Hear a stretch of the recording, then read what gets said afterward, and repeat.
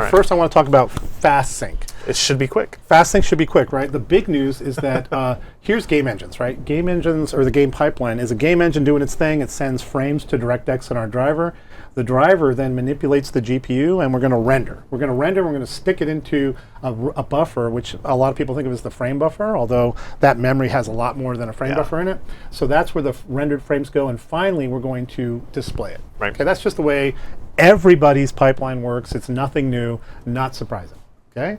What we've done is effectively made this better. So one of the problems, let's go back to this picture. One of the problems with this is as the game engine is running, it's not connected to the display. So you can run, when you're running at a very, very high frame rate, you actually have two choices. I can either back pressure this entire pipeline based on the refresh rate of the display, or I can let this all run unfettered, and we're getting frame, and I'm just going to put it on the display whenever it shows up.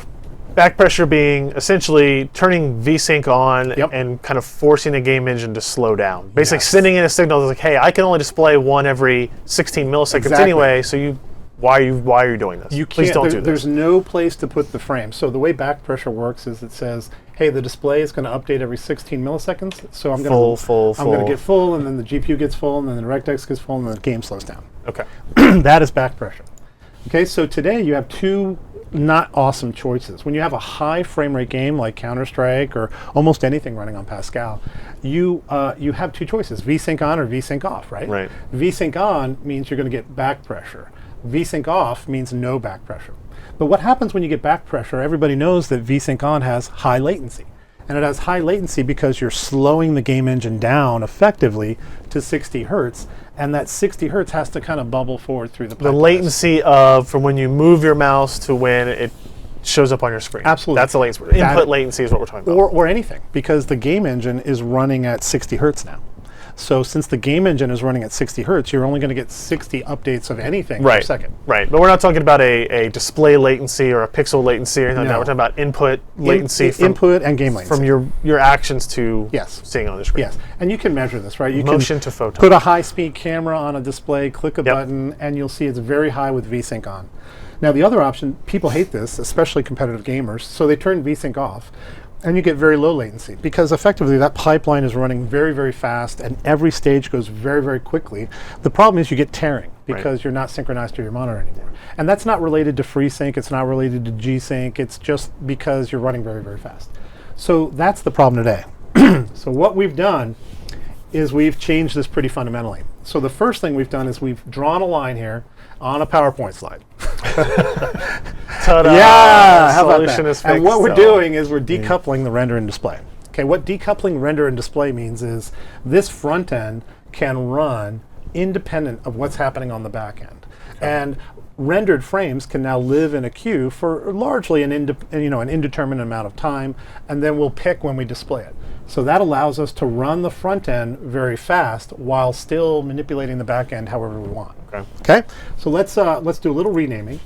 I'm not going to show that picture. Did you not have it? Delete it. I'm going to show this picture first. Okay. So the decoupled render and display, what it actually allows the game engine to do is run very, very fast, and it's going to stick the data into the back buffer, which is where you're rendering into. Right. All I've done is basically chopped up that thing that used to be one buffer, and now we're going to call it front buffer, back buffer, and a new thing called a last rendered buffer.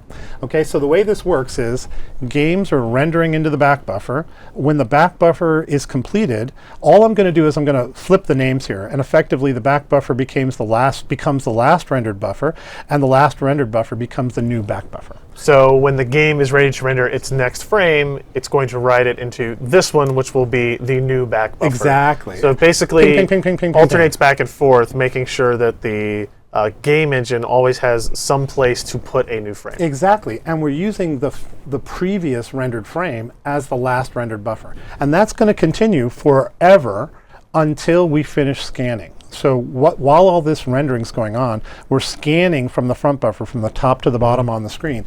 Once we hit the bottom, we're going to do some renaming again. The front buffer is now going to point to the last rendered buffer, and the front buffer becomes the next back buffer. Okay, so think of it as going back and forth while this is scanning. Once we get to the bottom of the scan, we say, okay, what's the last rendered buffer?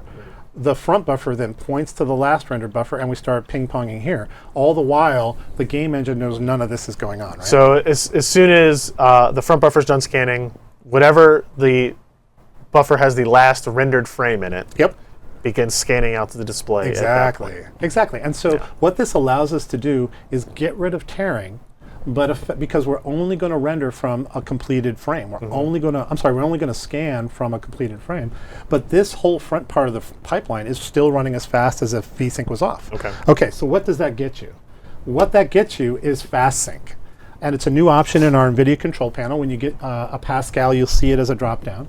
And what it allows you to do is say, I don't want any flow control. So just like VSync off, the flow control is gone. However, in this case, you have latency very, very similar to VSync off. It's just slightly higher because of the fact that we're synchronizing again to the monitor. Right. So somewhere between 8 and 15 milliseconds more latency.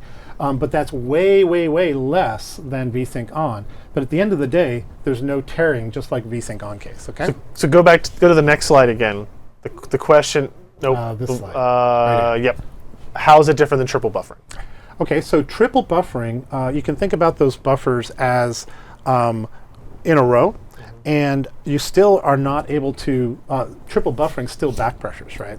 Because effectively you're going to fill the front buffer, you're going to fill the back buffer, and then you're going to render into that third buffer. Right. And once that third buffer is filled, it's going to back pressure the rest of the pipeline. In this case, what's happening is we're ping-ponging back and forth, and we never get filled. Yeah. You never send signals back to the game engine to slow down. Right. Never happens. And triple buffering, it does. Right. Some people think of triple buffering as series of buffers, but it's actually in parallel, and it does something similar in the fact that it's a clever way to allow some improvement versus VSync on. Right. So VSync on double buffered has this bad behavior where the pipeline gets filled even if you have like one frame that's very long, and you end up throttling everything down to 30 hertz. Right. With triple buffering, you can maintain kind of the middle rates. Gotcha. But triple buffering does nothing for very high render rates. When you're rendering faster than 60 hertz, triple buffering just fills up just like everything else. All right. Okay? All right, so this is some data. This, I believe, I don't know the game I put on here, but I think this CSGO, is CSGO. And you can see with VSync on, you get around 90, a little bit higher than 90 milliseconds. These are different samples using a high-speed camera.